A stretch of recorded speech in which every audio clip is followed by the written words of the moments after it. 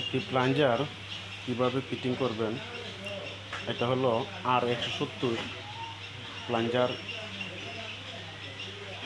R170 মেশিনের plunger কীভাবে fitting করবেন আপনাদেরকে দেখিয়ে দিব। এই যে সেদ্রি দিয়া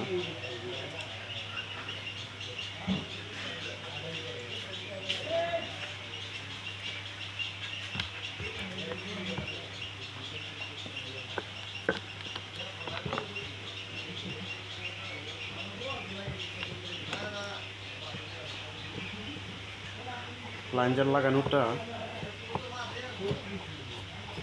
অনেকটাই কষ্ট, আর এই ভিডিও দেখেই কিন্তু আপনারা শিখতে পারবেন কিভাবে একটা প্লাঞ্জার ফিটিং করতে হয়।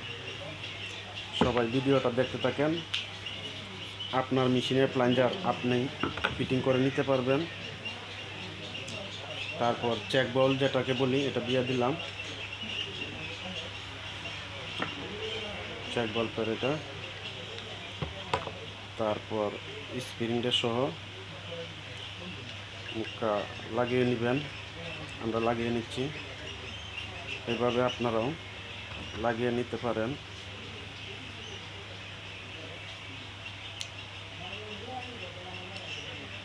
এইখানে একটা গোল চিহ্ন রয়েছে, এই চিহ্নটা খেয়াল করবেন।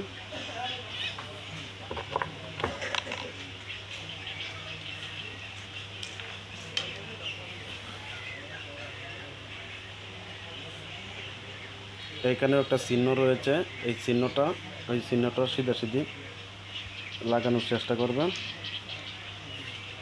আমরা লাগিয়ে নিচ্ছি, এই যে দেখেন, আপনারাও কিন্তু এইভাবে ফিটিং করবেন। তারপর একটা স্প্রিং ক্যাপ এটা দিয়ে নেবেন, তারপর স্প্রিংটা দিয়ে নেবেন, তারপর প্লাঞ্জারের ব্যারেলটা, এটা তো দাগ রয়েছে, এই দাগ বরাবর লাগিয়ে নেবেন। আমরা একটা প্লাঞ্জার আপনাদেরকে সম্পূর্ণ কমপ্লিট দেখানো হচ্ছে। এই দেখেন, এটা এইভাবে লাগিয়ে নেবেন। তারপর এভাবে চাপ দিয়ে তারপর এই ক্যাপটা দিয়ে নেবেন। আমরা যেভাবে দিয়ে নিচ্ছি আপনারা চাইলে কিন্তু এইভাবে দিয়ে নিতে পারেন। তারপর এটা লক করার জন্য এই পিন আছে চুটুনো, এই ছোট্ট পিনটা দিয়া এইভাবে